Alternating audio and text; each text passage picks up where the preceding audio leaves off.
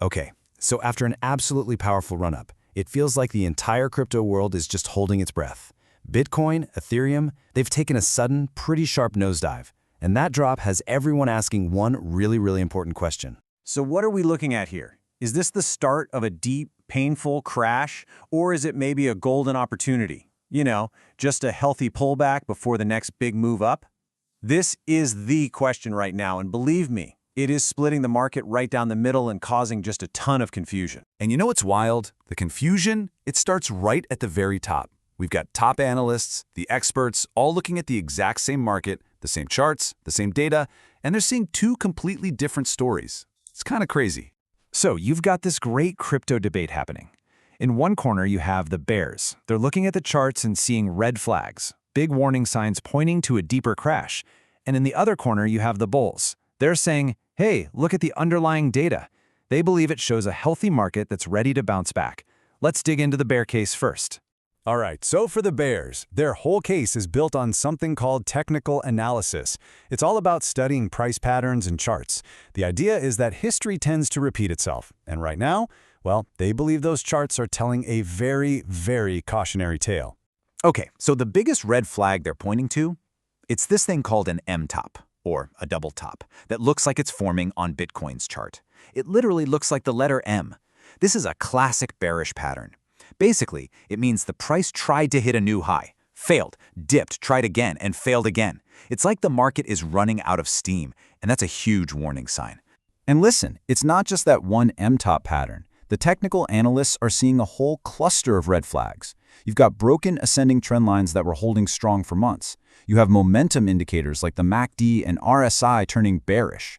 For Ethereum, they're even spotting another classic reversal pattern called a head and shoulders.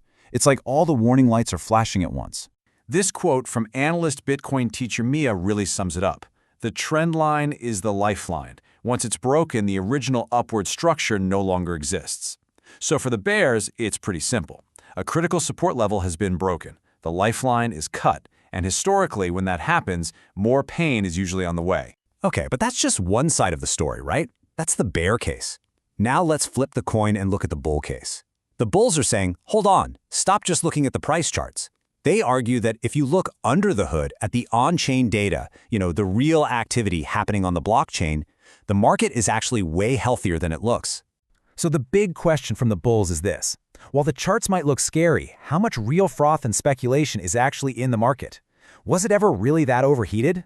I mean, a true market top is usually pure chaos, euphoria, greed, tons of speculation. But is that what the data is actually showing us right now? This is fascinating. Look at market leverage. This chart shows the USDT lending rates, which is basically a proxy for how much people are borrowing to go all in on crypto.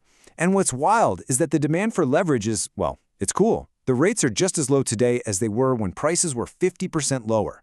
That tells you this rally wasn't built on a house of cards made of risky debt. And it's the same story when you look at funding rates. These basically show the cost of holding a leveraged long position, a bet that prices will go up. If the market were super greedy and overheated, these rates would be through the roof. But look at this. They're mostly neutral, or even negative. The speculative fever you'd expect to see at a market top, it's just not there. And there are even more signs of a cool market. Retail trading volume, it's trending down. New people signing up, also decreasing. And maybe most importantly, the big players, the whales, they aren't sending their coins to exchanges to sell. And the fear and greed index, it's just a neutral 57. All of these are signs that the market is just consolidating, not topping out. So for the bulls, this isn't a crisis at all. It's just a healthy correction, a shakeout. As one analyst put it, this is a mindless bottom fishing opportunity. They see all this cool data not as a weakness, but as a sign of real strength, which makes this dip a huge buying opportunity in their eyes.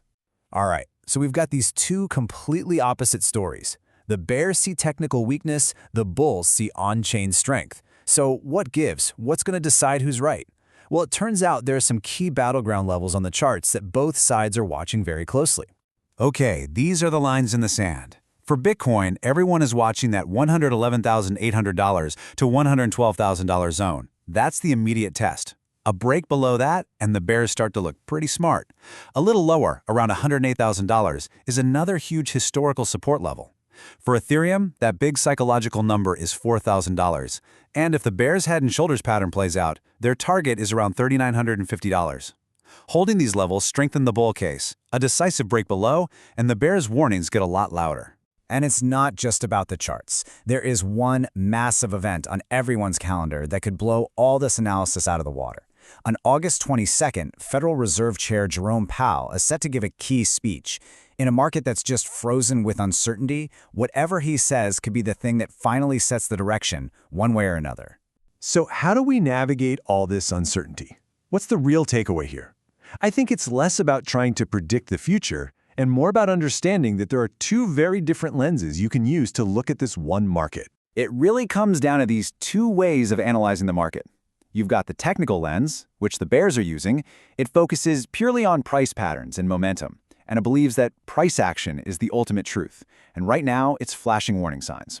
Then you have the on-chain lens, which the bulls are using.